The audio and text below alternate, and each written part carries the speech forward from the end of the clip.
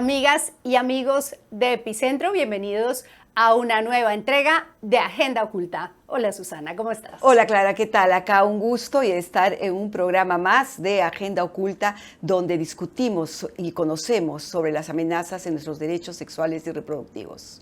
Hoy vamos a tener una entrevista muy interesante con una representante de Save the Children que nos va a hablar sobre esa ley aprobada recientemente en el Congreso que pretende que los padres definan la currícula escolar, que definan qué es lo que se les enseña a sus hijos y que tiene una trampa, la trampa del conservadurismo, la trampa de que las asociaciones de padres conservadores sean los que manden en la definición de los contenidos para los niños. Eso va a ser más adelante, pero empezamos con nuestras noticias, las noticias que develan la agenda oculta. Y empezamos en Estados Unidos. Estados Unidos está en medio del debate de este proyecto de fallo de la Corte Suprema para limitar el derecho al aborto en Estados Unidos y ahora resulta que ya se adelantó un estado. El estado de Oklahoma aprobó una ley más restrictiva, la ley más restrictiva contra el aborto en los Estados Unidos.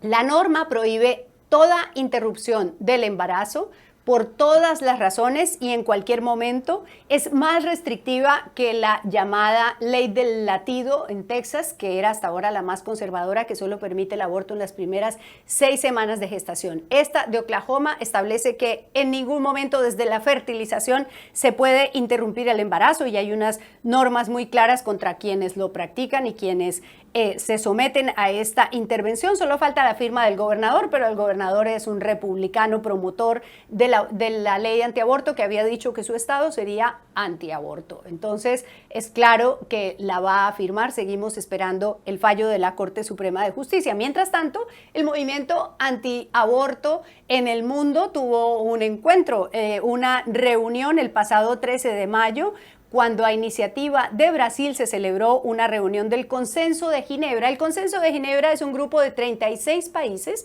eran 35 y se acaba de sumar Colombia, que están en contra del aborto y que establecen que la interrupción del embarazo no es un derecho universal y que los países no tienen que someterse a eso. ¿Quiénes hacen parte de ese club de países?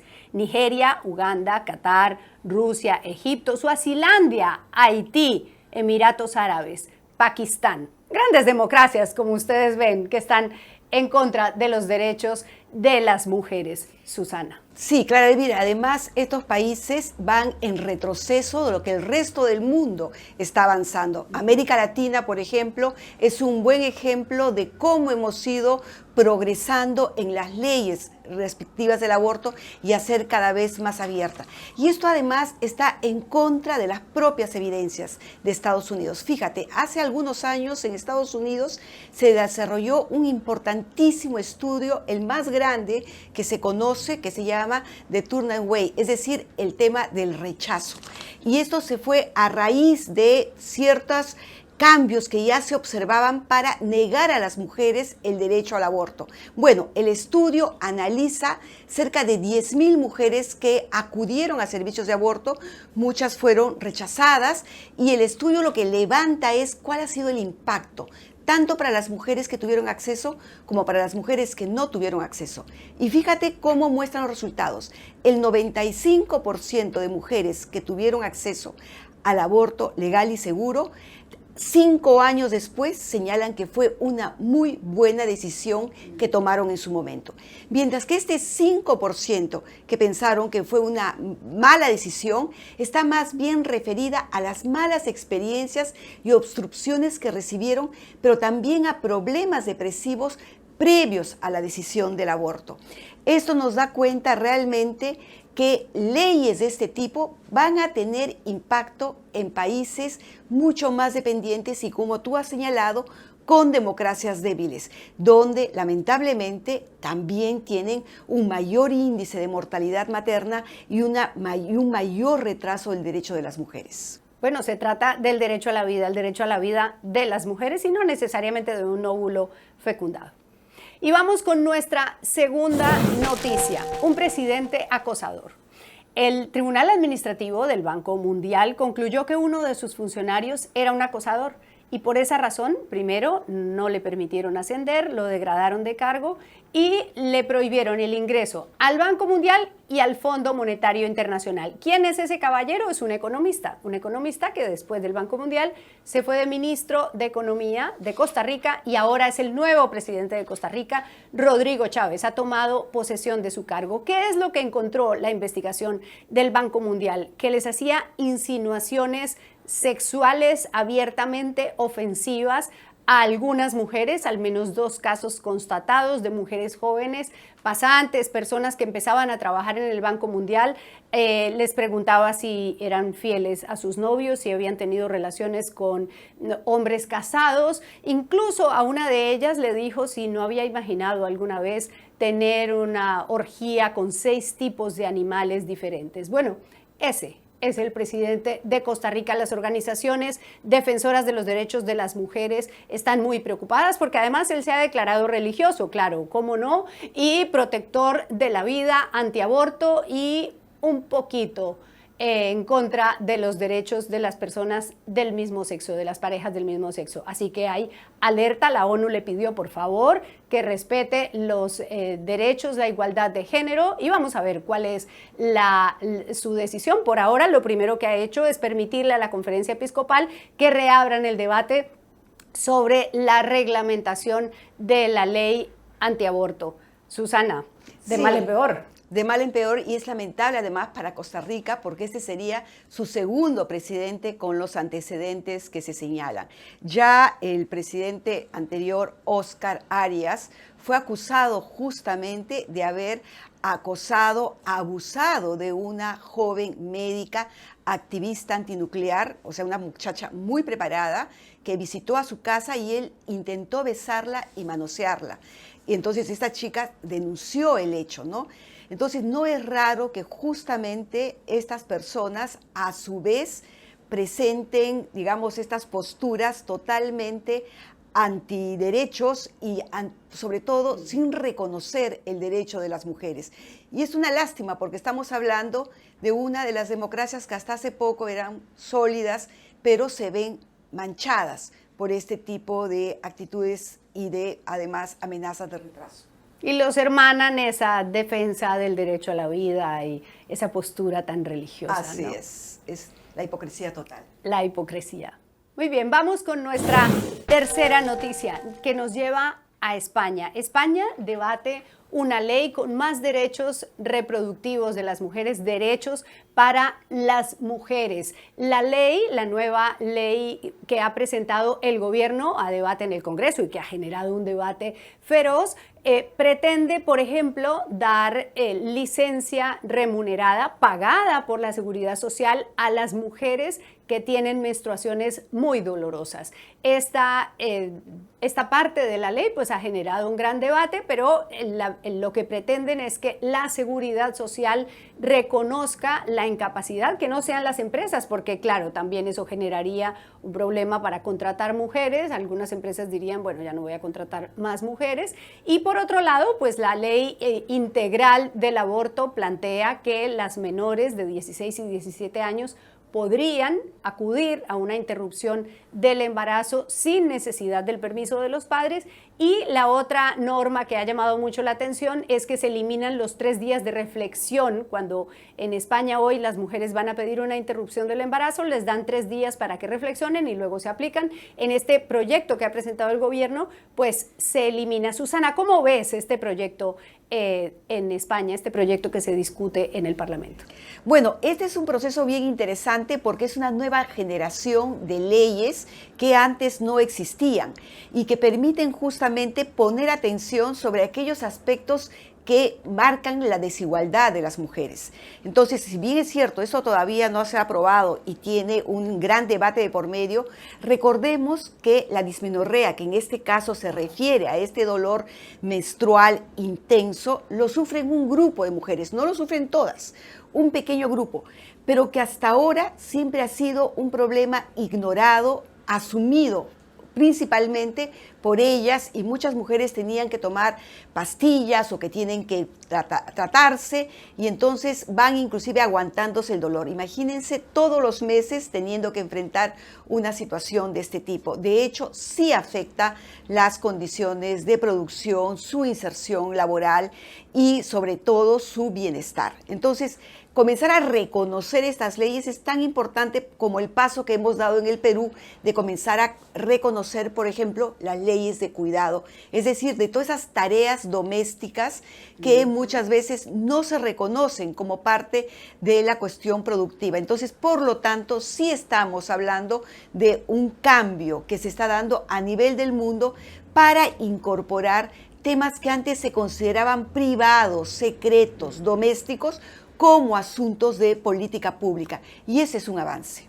Ahora, también hay un debate sobre si las mujeres con esta ley que las protege terminan desprotegidas porque los empleadores digan, bueno, ya no contrato mujeres porque si cada mes voy a tener que darles 3 días de licencia. Bueno, ese es un desafío que definitivamente se tiene que responder, pero además reconocer justamente que cuando se colocan el costo en los bolsillos también la tecnología mejora. Entonces, sí esperamos que junto a esto se acompañen mejores tratamientos, se acompañen también un mejor manejo de estos tipos de problemas para que no recaiga solamente en las mujeres por su condición menstruante las diferencias o la desigualdad.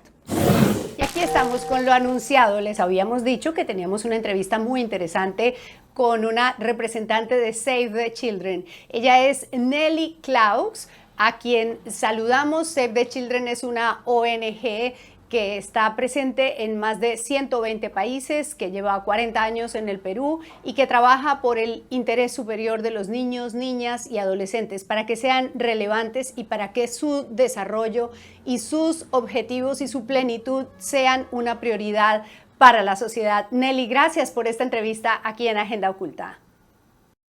Buenos días, tengan todos y todas, y muchísimas gracias por la invitación y darnos esta oportunidad para expresar nuestra voz y la de los niños. Querida Nelly, muchas gracias también por estar acá con nosotras. Yo lo que quería preguntarte frente a esta aprobación de la ley 904 que tiene que finalmente definir el presidente de la República si pasa o no, es ¿por qué crees tú que se ha dado una ley de este tipo? ¿Qué cosa es lo que estaría justificando? ¿Los padres no están participando en el proceso educativo? En fin, ¿cómo están ustedes viendo esta ley? Bueno, yo creo que la disputa por los contenidos de la educación no son de ahorita, es una problemática que nosotros la venimos teniendo desde hace más o menos unos 6 años, y justamente desde sectores conservadores que tienen algunos puntos que quisieran controlar, ¿no? Nuestro punto de vista es que esto afectaría seriamente el interés superior del niño a la información, a la educación. Es una disputa que tiene que ver con las igualdades de oportunidades para hombres y mujeres y que está falsamente proponiendo una participación de los padres de familia cuando la participación de los padres de familia ya está incluida en la Ley General de Educación, incluso tiene una serie de mecanismos a través de los cuales los padres pueden expresarse, como los CONEI, por ejemplo, ¿no? Entonces, digamos que aparentemente hay como una reivindicación para que los padres de familia puedan participar, pero en el fondo no lo es tanto. Hay también leyendo, ¿no?, lo que se está proponiendo, hay desde el punto de vista nuestro que hay una restricción a la participación de los padres de familia, porque ya ellos están participando como APAFAS, como CONEI, como acabo de mencionar. Sin embargo, ahora se reclama la participación de algunas asociaciones que tendrían que registrarse. Entonces, allí ya estamos viendo que se trata de la integración de algún punto de vista parcial, de alguna parcialidad, de algunos grupos que quieren a nombre de los padres de familia, colocar sus intereses particulares, ¿no? Estamos, desde nuestro punto de vista, ante una situación más de apropiación del espacio público con objetivos de interés particular. Nelly, Save the Children está en 120 países. ¿Conocen ustedes estas experiencias? Porque lo que hemos visto pues es que esta agenda oculta, esta agenda conservadora, lo que no es un fenómeno exclusivamente peruano, pero ¿han visto este tipo de experiencias que los padres sean los que decidan qué les enseñan a los niños en otros países? Claro que sí. Hemos tenido la experiencia de Vox en España, que es altamente controversial, igualmente controversial, que busca más o menos los mismos objetivos que esta ley y que la sociedad española ha reaccionado prontamente, ¿no? Esa es una experiencia. Ahora, la experiencia que nosotros tenemos en general es la de la participación de los padres de familia en la vida escolar, ¿no? En la vida de los niños en general, creemos que la participación de los padres es un factor fundamental, es muy, muy importante. El acompañamiento de los padres en todo el proceso formativo es muy importante y lo promovemos. Más aún, es uno de los puntos que el Comité de Ginebra de los Derechos del Niño desde el año 2006 viene promoviendo para que el Estado peruano acompañe a los padres de familia para la eliminación, por ejemplo, del castigo físico y humillante y de la violencia contra los niños y las niñas. Pero eso es una participación, digamos, de los padres en la familia, en la educación. Lo que estamos viendo ahorita es otra cosa. Lo que estamos viendo ahorita es cómo determinados grupos quieren, a nombre de la participación de los padres de familia, limitar justamente esta participación de los padres de familia en la vida escolar. Porque los mecanismos que ya los padres cuentan para participar se verían ahora reducidos por la injerencia de estas asociaciones y por la parcialización de lo que es padres de familia a aquellos padres de familia que tienen algunas ideas particulares conservadoras y que no son la mayoría del país. Nelly, ¿cómo en su análisis que ustedes vienen haciendo, cómo creen que este proyecto de ley y ley finalmente que ha sido aprobada por la mayoría del Congreso va a afectar el sistema educativo? ¿Qué cosa es lo que ustedes prevén en su análisis? Bueno, prevemos que la va a afectar seriamente por varios motivos, ¿no? Uno, por el tema de la calidad de la educación, porque si la aprobación de los recursos educativos, los libros, recaen en un grupo de padres de familia que tengan una visión muy particular, conservadora, religiosa, va a limitar el conocimiento mayor de los chicos de una vida más amplia, más libre, con mayores libertades. Pero eso no es solamente un punto. Hay otro punto que tiene que ver con lo que se establece en la Ley General de Educación e incluso se establece en otros cuerpos jurídicos nuestros, ¿no? Como en la Constitución, y es que otorga al Estado la responsabilidad de organizar un sistema educativo, una oferta educativa de calidad a manos de profesionales que son garantes de lo que se está ofreciendo en términos pedagógicos, sea con calidad profesional. Este elemento está siendo limitado. Eso, por ejemplo, para nosotros es un problema. Justamente cuando estamos buscando la mayor profesionalización de los maestros, la mayor profesionalización de todo el sistema educativo, este es un paso atrás en ese sentido. Hay otro elemento también que tiene que ver con la enseñanza de la educación sexual integral, que es fundamental, que va a permitir la eliminación de determinados abusos de derechos contra los niños, principalmente el derecho a la información completa sobre sus derechos sexuales y reproductivos, pero también aquellos elementos que les permitan reconocer las situaciones de abuso sexual y de violencia sexual, que es altísima en la escuela y en todo el ámbito de la educación. Y tercero, que nos va a permitir reconocer cómo estas relaciones sexuales asimétricas que no benefician, limitan las posibilidades de desarrollo, se incluye. O sea, eso es parte de una educación sexual integral, ¿no? La igualdad de género, por ejemplo, que es fundamental para la no discriminación, la eliminación de estereotipos y la posibilidad del crecimiento de todos los niños y las niñas, ¿no? El que las niñas puedan volar, que puedan imaginarse haciendo cualquier tipo de profesión, y que eso proviene de una educación cívica relacionada con la igualdad de género y con la educación sexual integral. Creo que estos dos puntos son fundamentales. Hay otros que la ley está resaltando, hay varios puntos que la ley está resaltando, que es controlista y que está orientada hacia las limitaciones para la información que llegue a los chicos y por lo tanto los excluye, ¿no? No les permite formarse un juicio, que eso es parte de la Convención de los Derechos del Niño, el artículo 12 del 13 de la Convención, que establece que los chicos tienen el derecho a ser escuchados, a organizarse, a tener una opinión, que esta opinión sea sustentada. Todo eso está limitado por este decreto, por esta ley que ya desde el fin de semana hemos visto que ha sido aprobada. Bueno, pues ya queda claro, se están limitando los derechos de los niños, son los más afectados y la calidad.